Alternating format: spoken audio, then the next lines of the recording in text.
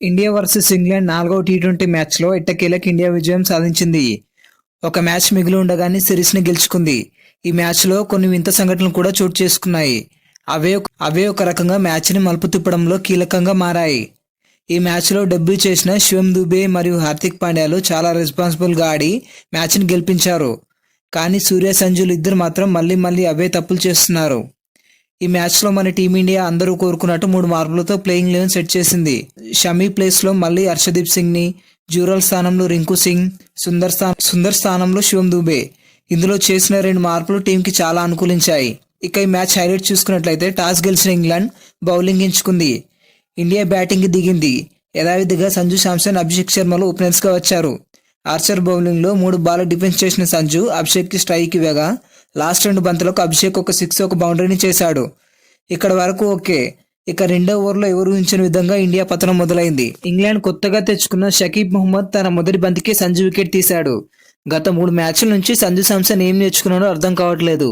మళ్ళీ bowler change అయినా మళ్ళీ అదే బాల్కి అదే ప్లేస్లో క్యాచ్ ఇచ్చి అవుట్ అయ్యాడు.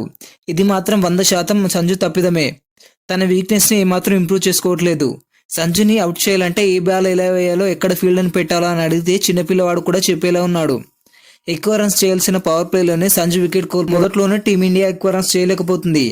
ఇది ఇలా ఉంటే 1 డౌన్లో వచ్చిన తిలక్ వర్మ మొదటి బాల్కే షాట్ కొట్టే ప్రయత్నంలో డకౌట్ అయ్యాడు. గ్రౌండ్ అంతా సైలెంట్గా మారింది. ఎందుకంటే తిలక్ వర్మ గేమ్ని అర్థం చేసుకునే ప్లేయర్. అలాంటి వాడు మొదటి బాల్కే భారీ షాట్ కొట్టాలనుకోవడం చాలా రేర్. అతని వికెట్తో ఇంగ్లాండ్ టీం పండుగ చేసుకుంది. ఇప్పటి వరకు కోల్పోయిన 2 వికెట్ల వల్ల క్రౌడ్ అంతా అయోమయంగా ఉంటే కెప్టెన్ సూర్యకుమార్ కూడా వచ్చి మళ్ళీ అదే మహమ్మద్ బౌలింగ్లో క్యాచ్ అవుట్ అయ్యాడు. ఈ విధంగా టీమిండియా ఒకే ఓవర్లో ఏకంగా 3 వికెట్లు కోల్పోయింది. కెప్టెన్గా సూర్య మరోసారి ఫెయిల్ అయ్యాడని చెప్పొచ్చు. సంజు ఇంకా సూర్యకుమార్లు టీంకి భారంగా మారిపోయారు. వీళ్ళిద్దరూ ఏమాత్రం వాళ్ళ లోపాన్ని సరి చేసుకోవడం లేదు.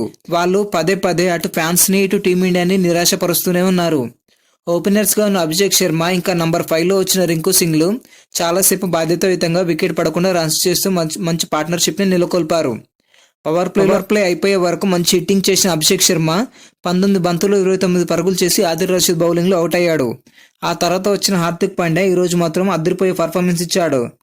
ఇంజురీ తర్వాత రీఎంట్రీ ఇచ్చిన రింకు సింగ్ 26 బంతులు 30 పరుగులు చేసి బ్రైడన్ కాస్ బౌలింగ్లో అవుట్ అయ్యాడు. ఇక అక్కడి నుంచి శివం దుబే ఇంకా హార్దిక్ పాండ్యాలు గేమ్ని మలుపు తిప్పేశారు. ఈ ఇద్దరు ఆటగాళ్లు దాదాపుగా చివరి వరకు కూడా రన్స్ చేయడానికి ప్రయత్నించారు. ఈ మ్యాచ్లో మొదటగా హార్దిక్ పాండ్యా హాఫ్ సెంచరీ చేయగా ఆ వెంటనే శివం దుబే కూడా తన హాఫ్ సెంచరీని పూర్తి చేసుకున్నాడు. 30 బంతుల్లో 53 పరుగులు చేసిన హార్దిక్ పాండ్యా ఓటన్ బౌలింగ్లో అవుట్ అయ్యాడు. ఆ తర్వాత వచ్చిన అక్షర్ పటేల్ 5 పరుగులు, హర్షదీప్ సింగ్ 0 పరుగులకు అవుట్ అయ్యారు. చివరి ఓవర్ వరకు ఆడిన శివం దుబే 34 బంతుల్లో 53 పరుగులు చేసి రన్అట్ అయ్యాడు. మొదటి ఇన్నింగ్స్ ముగిసేసరికి ఇండియా 9 వికెట్లు కోల్పోయి 181 పరుగులు చేసింది. మొదటి ఇన్నింగ్లో ఆఖరి ఓవర్టర్న్ వేసిన బౌన్సర్ దుబేకి బలంగా తాకింది. దీంతో ఫిజియోలు పరిగెత్తుకొచ్చి అతనికి కంకషన్ టెస్ట్ చేశారు. ఇందులో శివం దుబే గాయపడంతో అతనికి సబ్స్టిట్యూట్గా హర్షిత్ రాణాను తీసుకొచ్చారు. అతను వచ్చిన విషయం అందరికీ ఆలస్యంగా తెలిసింది. అయితే రూల్స్ ప్రకారం కంకషన్ సబ్స్టిట్యూట్గా మరొక ప్లేయర్ని ఆడించే అవకాశం ఉండడంతో తెలివిగా హర్షిత్ రాణాను ఆడించారు. అంతవరకు ఓకే. బట్ ఈ మ్యాచ్లో సబ్స్టిట్యూట్ బౌలింగ్ వేయడంతో అది కాస్త వివాదంగా మారింది. పైగా అతను కీలకమైన 3 వికెట్లు పడగొట్టాడు. దీంతో బీసీసీఐ చీటింగ్ చేసి హర్షిత్ రాణాతో బౌలింగ్ చేయించిందని కొంతమంది మండిపడుతున్నారు.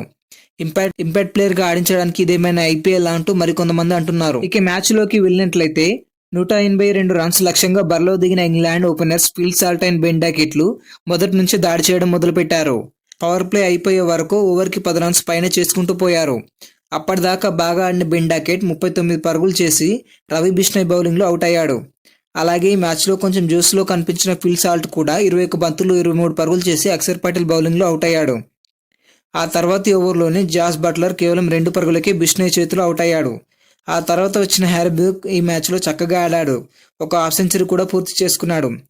అతనితో పాటు వచ్చిన లివింగ్ స్టోన్ హర్షిత్ రాణాకు మొదటి వికెట్గా మారిపోయాడు. 26 బంతుల్లో 51 పరుగులు చేసిన హ్యారీ బ్రూక్ మళ్ళీ వరుణ్ చక్రవర్తి బౌలింగ్లో అవుట్ కావడం జరిగింది. హ్యారీ బ్రూక్ ప్రతిసారి వరుణ్ చక్రవర్తి బౌలింగ్లోనే అవుట్ అవుతున్నాడు.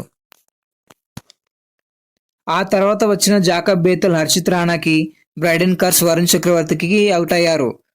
19 పరుగులు చేసిన ఓటన్ కొంచెం బెటర్గా కనిపించినా అతను కూడా హర్షిత్ రాణాకి అవుట్ అయ్యాడు. ఆ తర్వాత ఆర్చర్ 0 పరుగులకి, ఆదిల్ రషీద్ 10 పరుగులకి, మహమ్మద్ 1 పరుగుకి అవుట్ అయ్యారు. ఈ మ్యాచ్లో హర్షిత్ రాణా 3 వికెట్లు, రవి బిష్ణోయ్ 3 వికెట్లు, వరుణ్ చక్రవర్తి 2, అక్షర్ పటేల్ అండ్ హర్షదీప్ సింగ్లు చెరో వికెట్ తీసుకున్నారు. ఈ మ్యాచ్లో హర్షిత్ రాణా బౌలింగ్ చేయడం కరెక్టా కాదా కామెంట్ చేయండి.